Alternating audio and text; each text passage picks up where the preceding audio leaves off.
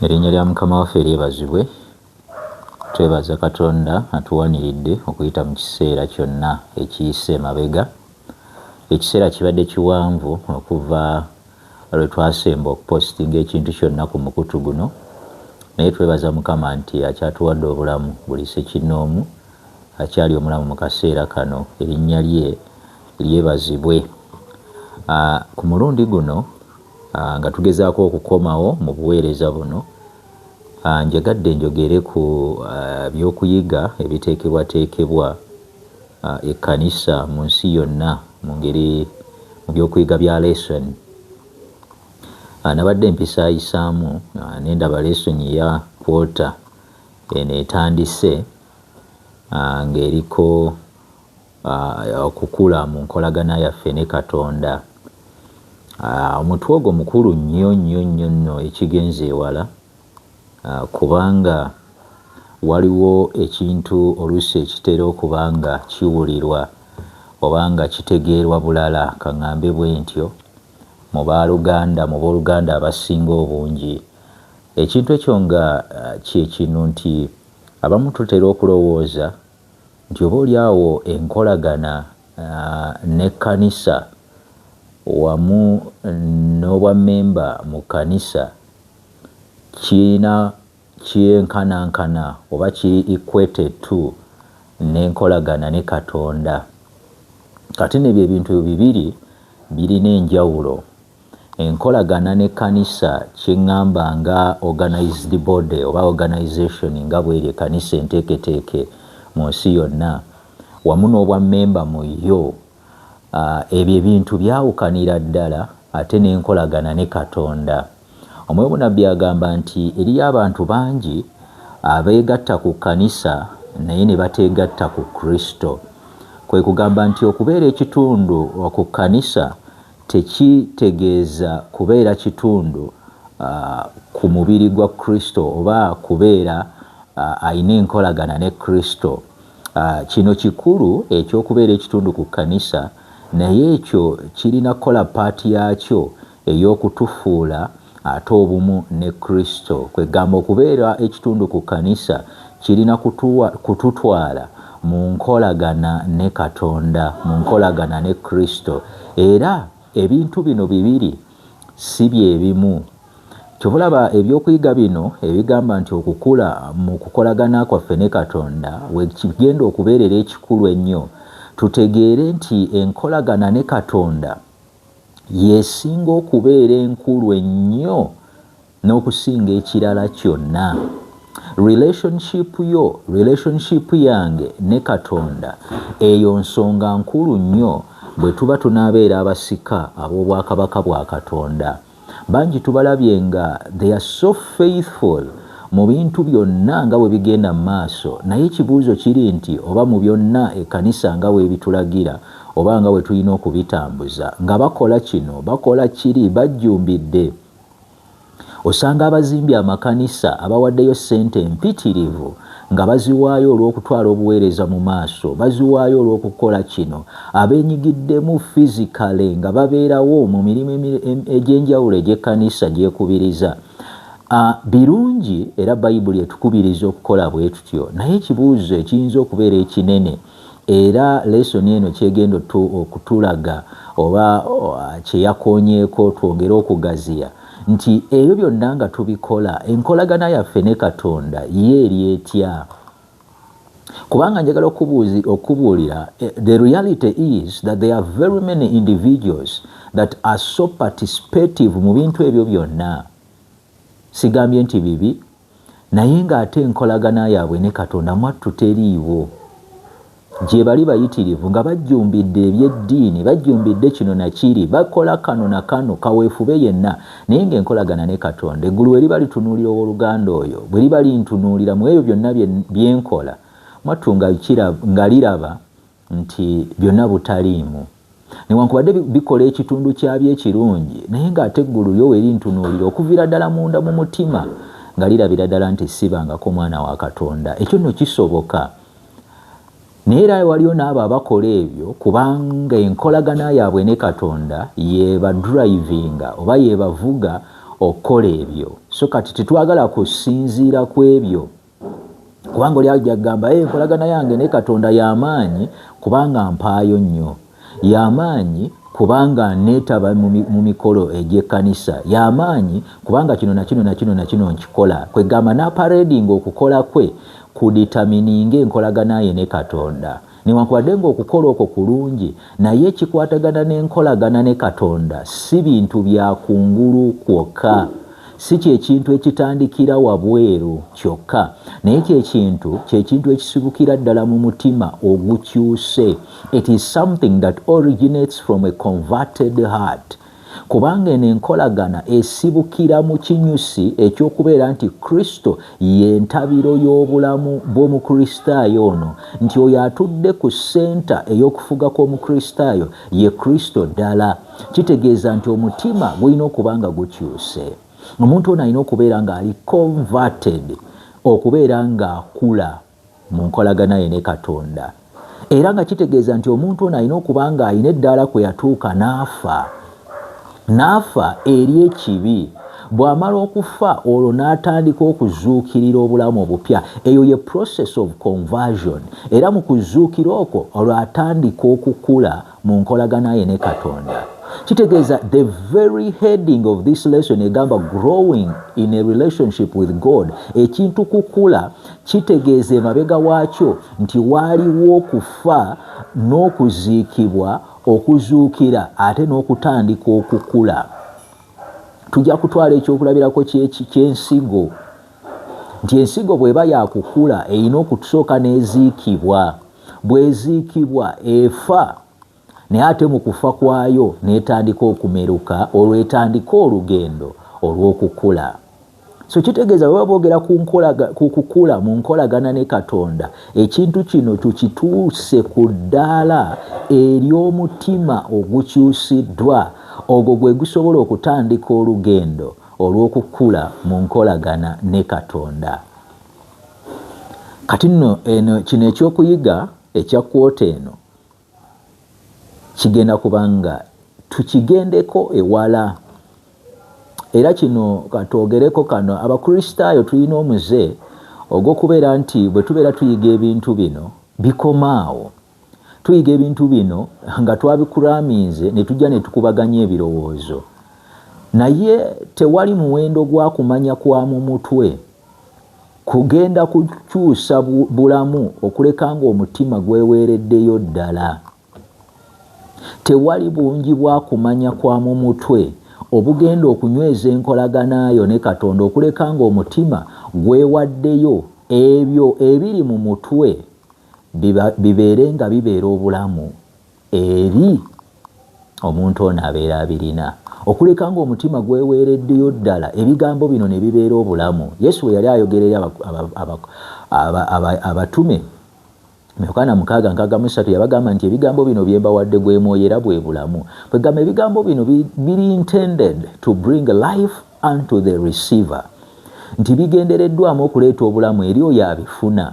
Naye obuzibu nti ebigambo bino byonna tubiyiga ne tubisoma ne tubikuraminga n'ebisigala wabweru, they remain in the outer court, naye tebigendera ddala mu mutima okumenyaamenya ebyo ebitatabagana na Katonda, okutuleetera okukyusibwa okusaanira abaana ba Katonda, tusobole okujja nga tukula mu nkolagana yaffe ne Katonda. Kakati kino tuleme kubeera nga tutuusa oluwalo. Omanyi nja kugamba nti ekkanisa okuteekateeka ebyokuyiga kintu kirungi, n'ebiwa ekkanisa okutwaliza awamu mu nsi yonna, naye obulabe obulimu mu bintu bino, singa tuli bakugamba nti waliwo obulabe bwonna, kyekintu ekyokuba nti bino ebintu bifuuka enkola obukola ey'eddiini, bifuuka enkola just a norm of religion.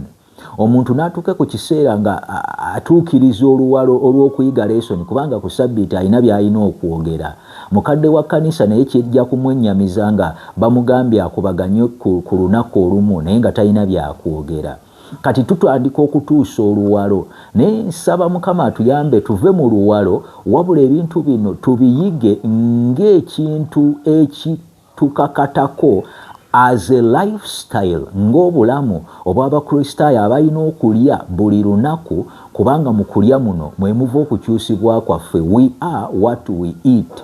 Bwe tunaalya ekigambo kya Katonda, era n'ebyo bye tugenda okuba bigenda kuba ng'ekigambo kya Katonda bwe kiri. Ejja kuba nsigo eneebala ebibala ebingi mu ffe. Naye obuzibu nti tutambula ng'abatuukiriza oluwalo enkola obukola ey'eddiini, naye si ebintu ebidrivingiddwa omutima oguyayaanira ebigambo ebifaanana bwe biti.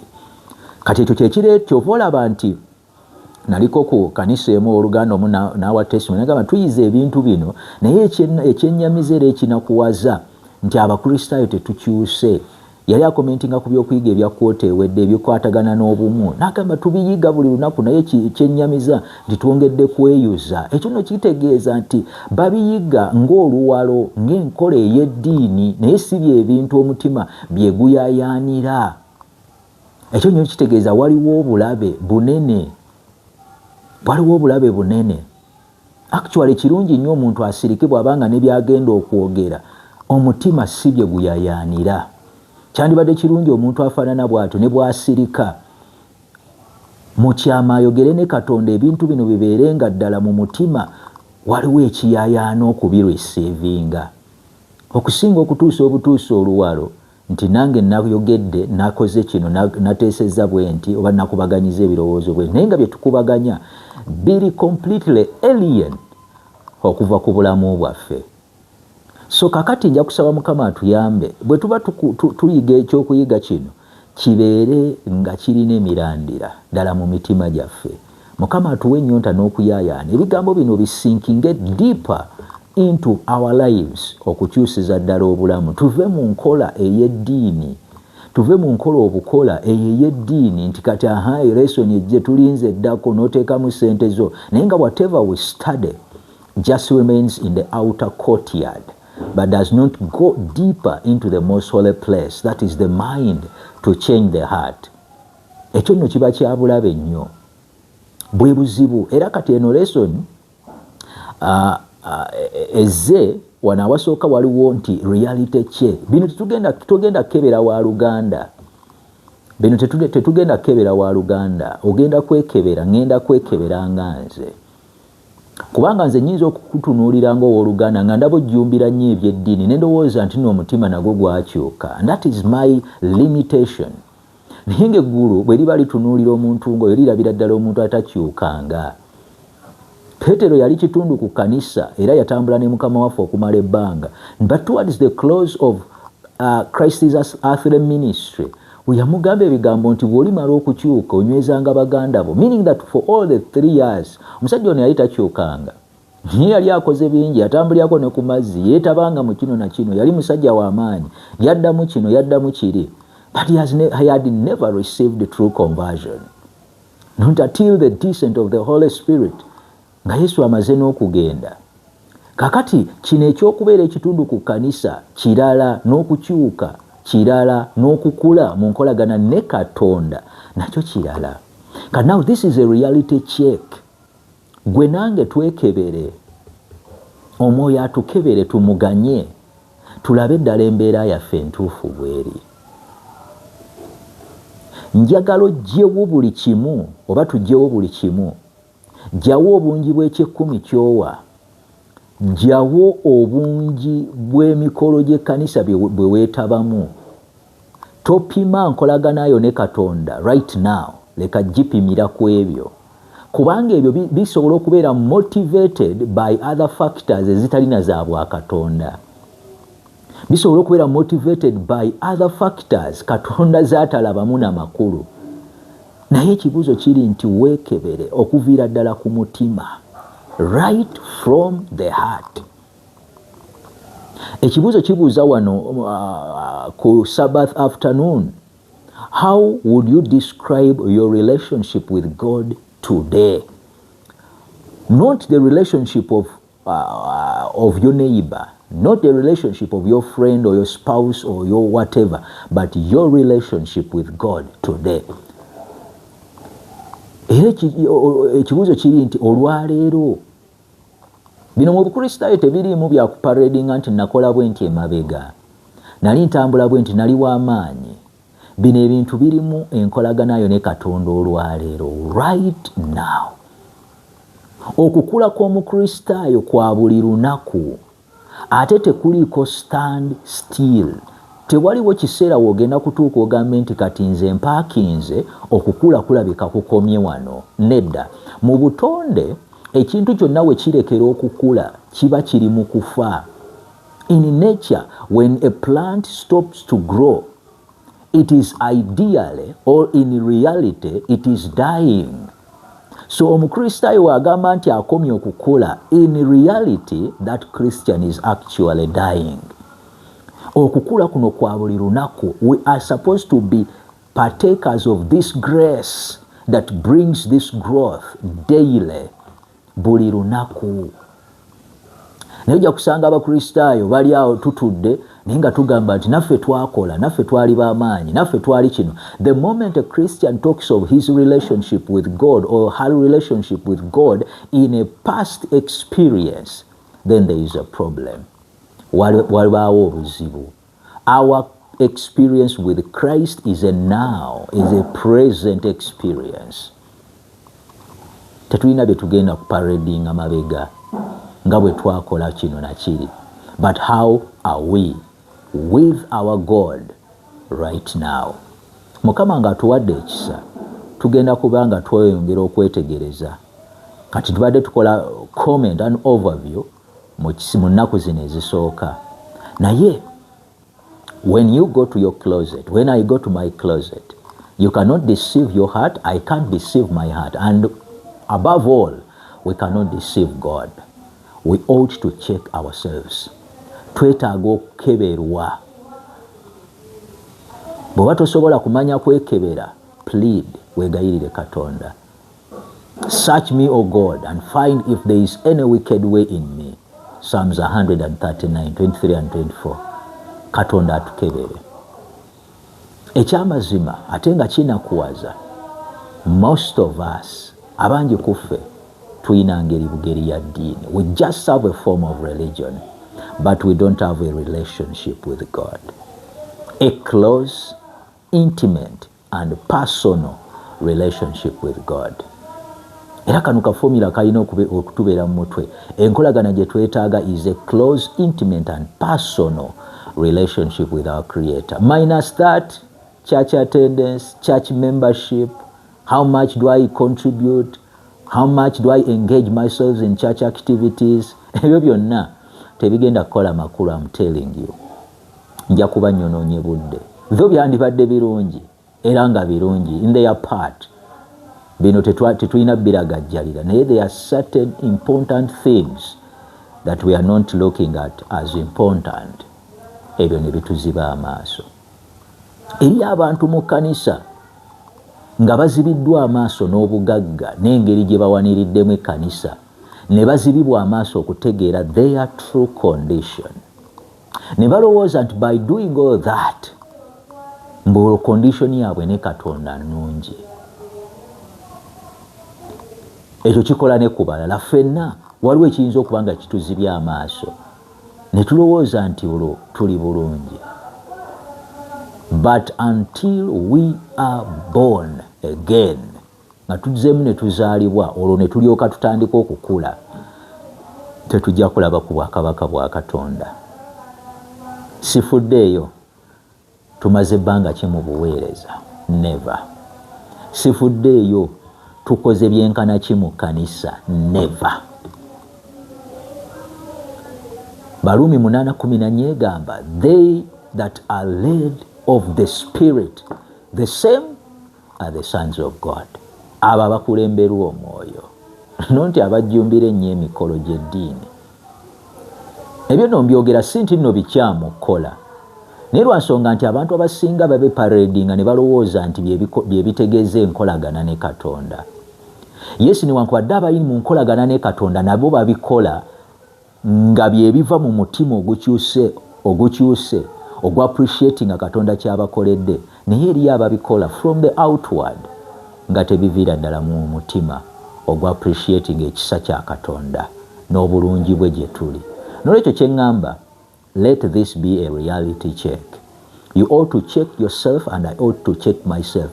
What is important is not a profession of godliness, but a possession of Christ.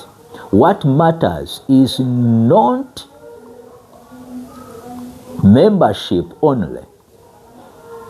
It is not having the church, our names enrolled on church records only. What matters is having that name written in the Lamb's Book of Life.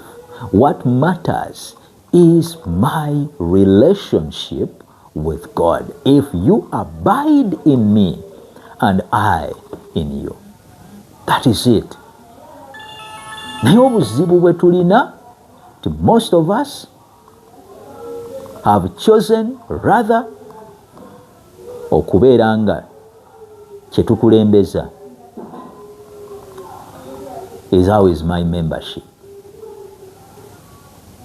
Kyokka kyetutunuulidde kirungi, we are all members, naye membership teyina gweyinza kulokola. Ago mazima. Nkolaganayo ne Katonda yeyinza okukola enjawulo. And that relationship must be a growing relationship. Saba Mukama ayongere otusobozesa ffenna tuli beetaavu ab'ekisa kya Katonda. Era teri muntu ku lunaku na lumu anaalokolebwa agenda okugamba nti gaali maanyi ge. Omwoyo Bunabbi agamba from the first step to the next step until the end, it is by the grace of God. Era yensonga lwaki ku lunaku luli oluyimba lwe tuliyimba, all glory and honor will be unto God that sits on the throne and unto the Lamb. No glory will be unto us or all unto ourselves. We all need that grace. Kyekisobola okutuyamba.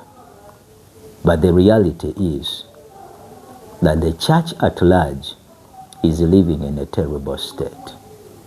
The condition described in Revelation 3, as the lesson says, ngawe tugenda okulaba, it is a terrible condition. And the devil has blinded us to the reality of our true condition. Omanye omuntu watategeera mbeera ye, that person cannot appreciate the need, that cannot appreciate the help that heaven is willing to give us. Tasobola.